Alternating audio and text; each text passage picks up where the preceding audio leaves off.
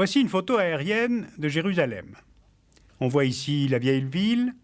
Son enceinte a été construite lors de la domination ottomane par Soleiman le Magnifique.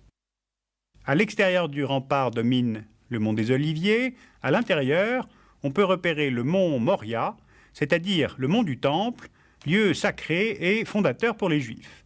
C'est ici qu'il y a 3000 ans s'élevait le temple de Salomon, qui abritait, selon la Bible, l'arche d'alliance et les tables de la loi. Mais ce mont du Temple est aussi appelé esplanade des mosquées, car ce sont les musulmans qui ont édifié au 7e siècle les mosquées Al-Aqsa et le Dôme du Rocher. C'est de cet endroit précis que le prophète Mahomet se serait envolé vers Dieu sur un cheval ailé, ce qui fait de Jérusalem le 3e lieu saint de l'islam. Enfin, le Saint-Sépulcre, vénéré par les chrétiens, car c'est là qu'aurait été crucifié le Christ et que se trouverait son tombeau. Voilà donc pourquoi Jérusalem est ville 3 fois sainte. Cela dit, son origine est antérieure à l'apparition des 3 religions monothéistes. Prenons une carte topographique de la région en gardant en mémoire les contours de cette vieille ville. En 1907, des archéologues britanniques ont découvert à l'extérieur de ces remparts une tombe enfermant des céramiques datant de 3200 ans avant l'ère chrétienne.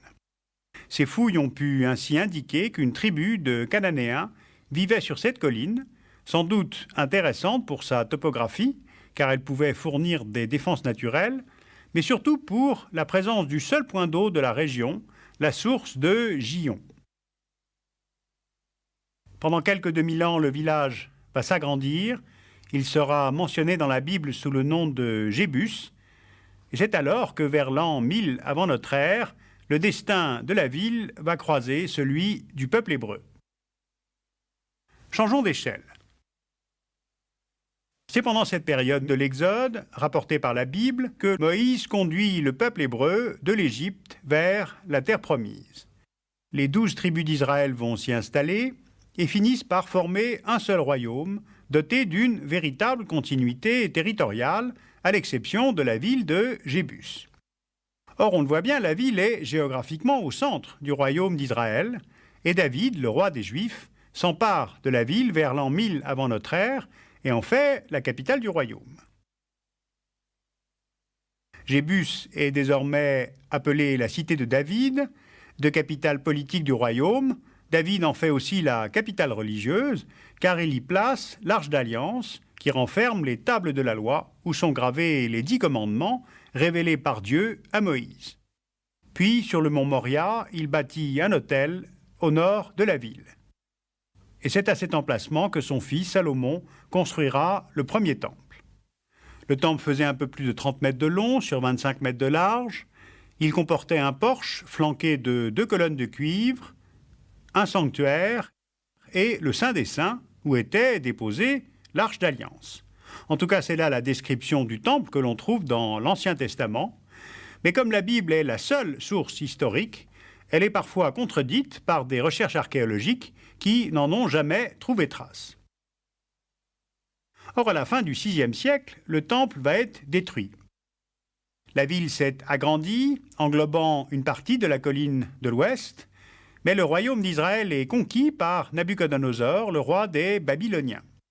Jérusalem alors est saccagée, le temple rasé, et les Juifs sont déportés par dizaines de milliers vers Babylone.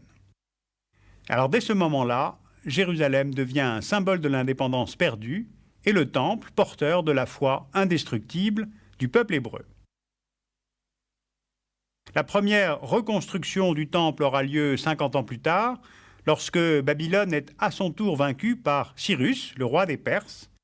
Cyrus, lui, autorise les Juifs à rentrer à Jérusalem. Le second temple est construit sur les fondations du premier, et la vie religieuse peut alors se réorganiser.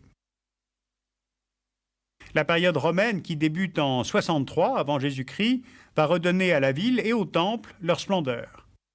Le Sénat romain nomme Hérode, roi de Judée. De grands travaux embellissent la ville, le palais, l'hippodrome, un théâtre, la forteresse Antonia et le temple.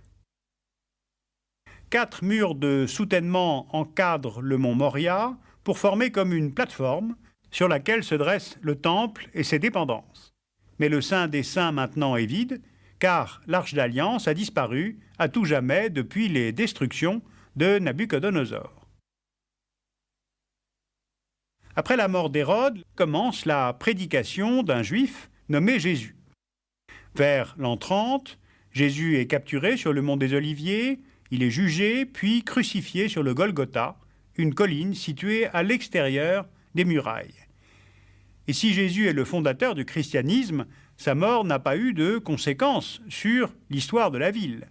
Le christianisme se développera en dehors de la Judée avant de revenir s'inscrire, et avec quelle force, dans le sol de Jérusalem.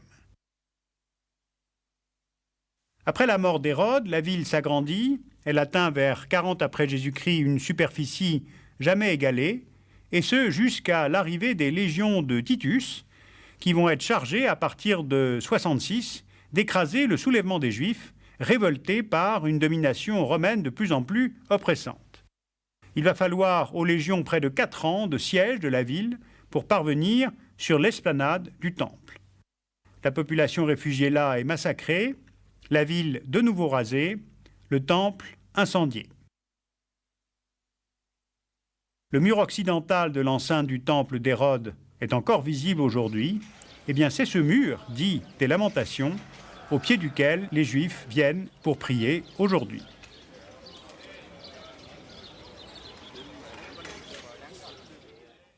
C'est l'empereur Hadrien qui achève la destruction de la ville en 130 après Jésus-Christ, en construisant par-dessus une ville romaine, Aelia Capitolina, effaçant ainsi tous les signes de la foi juive et de la foi chrétienne.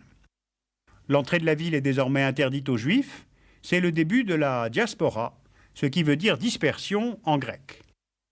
Sur les ruines du temple, Hadrien fait élever un autre temple dédié à Jupiter et fait recouvrir par des tonnes de terre la tombe du Christ, en construisant par-dessus un temple dédié à Junon, Minerve, Jupiter. Mais là encore, à cette nouvelle destruction, succède une autre construction. À Rome et à Byzance, le christianisme est devenu religion d'État à partir du IVe siècle, après Jésus-Christ. Hélène, la mère de l'empereur Constantin, se rend à Jérusalem et entreprend de retrouver les lieux saints du christianisme. Elle fait détruire le temple romain pour retrouver la tombe du Christ. Elle fait construire la coupole du Saint-Sépulcre, surmontant la sépulture, et la fait prolonger par une basilique intégrant le mont du Calvaire. Les monastères et les églises prolifèrent. Jérusalem est désormais la ville sainte des chrétiens. Or, après les Hébreux, après les chrétiens, Jérusalem va aussi devenir ville sainte pour les musulmans.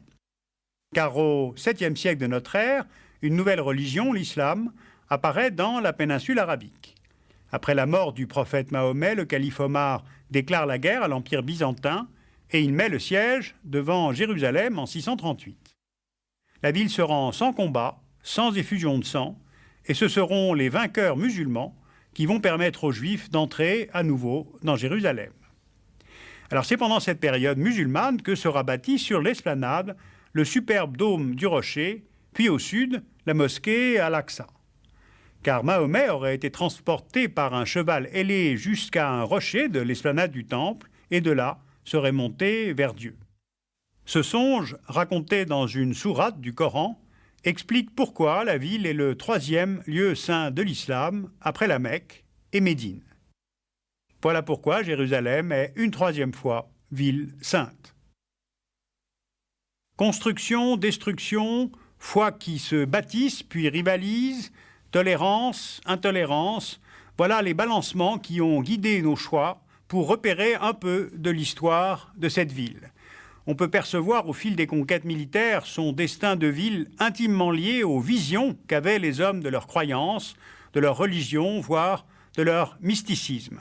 Une foi tout de même d'une incroyable durée, puisque ce qui a été dit et cru il y a 3000 ans, 2000 ans, 1400 ans, exerce encore une fascination totale pour des millions d'êtres humains aujourd'hui en 2001.